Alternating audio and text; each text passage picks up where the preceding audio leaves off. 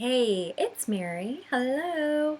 I wanted to share a how-to in this video, and it is how to remove fear from your life. Well, that sounds easy. I mean, it is. It can be. But it takes a little time, takes a little effort and attention, and then you start to become a fear shredding pro. That's what I call it, because I feel like you just shred through these layers of fear that are like all over you. Or maybe that's just me. Maybe that's how I used to go through life. Good old anxiety days. So, little background. Let's see, I worked at a corporate job. I had anxiety, backstabbing at the office, and like all of these things. And, things you have to like worry about, like keeping your job. And it's like a fear-inducing type of place. Well, I left that job and I started my own company. And I was like, awesome. Turns out the stress just gets to be more when that happens. So while I loved being an entrepreneur and having my own company, it was even more stressful. So the anxiety got worse. Just like this is the levels, of like up to my eyeballs, and really couldn't even see straight because it just became so hard for me to connect with my secure sense and my inner clear intuition. I had like that was totally shot. So it just got to a point that was beyond tenable for me. Like I just couldn't keep going that way, and I couldn't really survive. So I had to do something. I thought I was going to go see a therapist, and I never ended up seeing a therapist. I just started meditating. I had learned chakra meditation many years ago, and it had always sort of clicked with me, so I just started doing it, and like doing it a lot and doing it at really stressful moments. And as I did, and then got to do it so much that I started teaching others and went to training and became a meditation guide. A lot of what it came down to was fear and identifying fears as they came up in meditation, because I thought, well, here you're in this sacred space with yourself, and if something's coming up, like, let's not try to concentrate on our breath and ignore the fear. Let's shift the attention to the fear and start, and like I imagine it as like this crazy knot, and let's start to just untangle it a bit, and then it just falls away, and then it has no power. And so this is the how-to that I'm going to share with you. It starts with, let's say you're in meditation. I think it's a great place to start because you started to take stock of what thoughts are running through your head. Some of them are just stupid and pointless and involve like a grocery list or a to-do list, and those things can, go by the wayside. But if there are things on that to-do list that are popping up because there is fear behind them, then it's like, oh wait, why am I so worried about getting this thing done? Well, let's look at it. So if you're meditating, if you're in a state of silence, if you're in a state by yourself, let's just maybe make sure the TV is off, the music is off, your phone is away, the computer is not going to be a distraction, whatever it is. Like let's get here. And if you want to close your eyes, please do. Giving yourself some space and starting to take stock of your breathing and what's going on. And as you sort of sit in a space of silence and quiet, start to notice what is presenting itself to you. Like what is something that's worrisome that's coming up, or what feels heavy or dark. If you're breathing and you feel a heaviness through just focusing on your breath, and there's something sort of like knocking at the door, like, hey, we need to deal with this, then shift your attention to whatever that thing is. And the first step is to ask yourself, what is my fear in this situation? What is my fear here? Why am I feeling anxious? But really, using that question, what is my fear? Super important to then get an answer, which is the second step. Listening to that, hearing what is the fear. I'm worried I'm not going to get this project done on time. I'm worried that I'm going to disappoint someone. I'm worried that I'm going to hurt their feelings. I'm worried that they're going to hate me. Whatever. We got a bunch of them. Those are fears I think we carry around with us on a pretty regular basis. So ask yourself, if you're feeling a bit of heaviness and discord inside, what is my fear? Number 2, listen to that answer.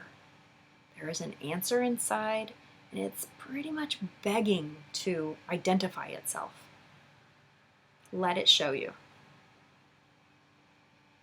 Okay, so now you've identified this fear, which right there you're starting to dismantle it a bit, because as they say, darkness cannot survive in the light. So if this fear is this really dark feeling and you have begun to shine a light of your awareness on it, and you are now, sort of seeking out what's in the shadows of your mind, well, if you've got a flashlight of awareness that you're shining on it, it's going to start to dissolve a bit. So then the third thing to ask is, what is my truth in this situation? So super important to identify that fear. What is it? Hear what it is. Set it to the side. Tell your fear to hang out just for a second. In this beautiful space that you've created, ask yourself, what is my truth? For example, we think, if I tell somebody what I truly feel about them or something they've done, they're going to hate me. I worry about them hating me or whatever, or never talking to me again. That's the fear. Ask yourself, what is my truth? Well, the truth could be, and it's a voice that comes from within. So listen to this beautiful, simple voice that is telling you something beautiful. What is my truth? It could be that, well, if you don't tell the truth in this relationship, then you've got a relationship that's built on lies. Or that this person loves you and wants to know what you think and is begging to hear the truth. Who else is going to tell them the truth? Or it could be that you have no clue what the reaction is going to be, but for you to live in integrity, you've got to start speaking from integrity, and that's the only way you can navigate the way forward. And that if you are acting in integrity, whatever steps you take from there are going to lead to great things. So anyway, making it up, I don't know. You tell me what your truth is. So listening to that truth, that sort of like all of a sudden just pivots you 180 degrees from this fear place to this truthful place of like, oh my gosh, I forgot, I'm a good person, or I've got good things inside of me, or life isn't as horrible as I'm thinking it is, but I just keep reinforcing the scary fears that I have. I got to put them to the side and think, what is the truth of any of these situations? And they're never as bad as we think. So the fourth step is act in accordance with that truth. So we've questioned, we've asked what the fear is, and we've listened to it. Set it to the side. Ask yourself, what is my truth in this situation? We feel the truth come in. And then act accordingly. Then the next step that you take in this, surrounding this situation that was so fear-inducing, let it be an action that reflects this truth that you know to be true and beautiful and meaningful in your life. Your next step will be one from your highest self. So sometimes when we ask ourselves what is a truth, it sounds like a little whisper. It's like this little thing coming in. It really is like we all have a bit of divinity in us. We all have a lot of divinity in us, if you ask me. And so our fear just sort of is caked on and sort of blocks us from that shining our beautiful light out. So like this process takes some of that fear off. And then we're shining this beautiful truth because we've discovered it again. And then we just start to move through our life, and then we're conducting our relationships. If the next step is to have that conversation with someone, but based from a place of beautiful inner truth and love, they are going to feel that. Sometimes you may have the best intentions, but if they are caked on with fear, people only feel the fear. So this way, you get to bring your truth. So that means you're already in your higher spot, and you're sharing that with someone else, and they hear it from you, whatever it is you need to share, or whatever it is you need to do, or whatever beautiful artistic project you need to create in the world, whatever that is. Do it from a place of your higher self and your highest truth. It'll be amazing. And I have used this process